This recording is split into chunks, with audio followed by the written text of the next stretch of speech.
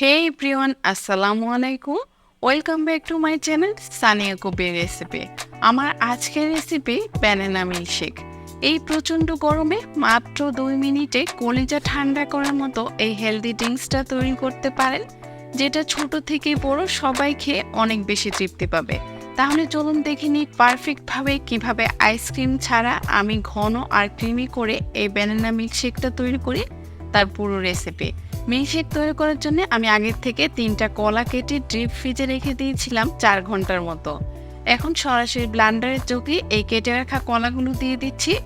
অবশ্যই banana milkshake তৈরি করার আগে কলাগুলো কেটে ডিপ ফ্রিজে রাখবেন, এতে খেতে কিন্তু মিল্কশেকটা আরও বেশি মজার হয়। এখন দিয়ে দিচ্ছি 3 টেবিল চামচ পরিমাণ গরুর দুধ। আমি যেহেতু কোনো আইসক্রিম দিচ্ছি না, তাই গরুর দুধটা দিবেন।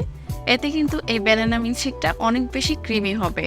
দিয়ে দিচ্ছি 6-7টা কাজু বাদাম আর 3 টেবিল চামচ পরিমাণ দিয়ে দিচ্ছি চিনি। 8-10টার মতো দিয়ে দিচ্ছি আইস কিউব, আর আগের থেকে জাল করে ফ্রিজে রাখা লিকুইড মিল্ক দিয়ে দিচ্ছি 2 কাপ। এখন ব্লেন্ডারের জন্য ঢাকনাটা লাগিয়ে 3 থেকে 4 মিনিটের মতো খুব ভালোভাবে ব্লেন্ড করে নিচ্ছি। চিনির পরিমাণটা স্বাদ অনুযায়ী এখানে কম বা বেশি অ্যাডজাস্ট করে নিতে পারেন। আর কাজু বাদামটা হাতের কাছে থাকলে দিবেন, না থাকলে কিন্তু না দিলেও চলবে। তবে কাজু বাদামটা দিলে এই ড্রিঙ্কসটা কিন্তু আরও বেশি হেলদি হয়। এই তো আমার ব্লেন্ড করা হয়ে গিয়েছে। এখন আমি গ্লাসে পরিবেশন করে দেখিয়ে দিচ্ছি ব্যানানা মিল্কশেকটা দেখতে যেমন ক্রিমি হয়েছে আর অনেকটা ঘন হয়েছে। আইসক্রিম ছাড়াও কিন্তু এই ড্রিঙ্কসটা অনেক বেশি ঘন আর ক্রিমি হয়েছে।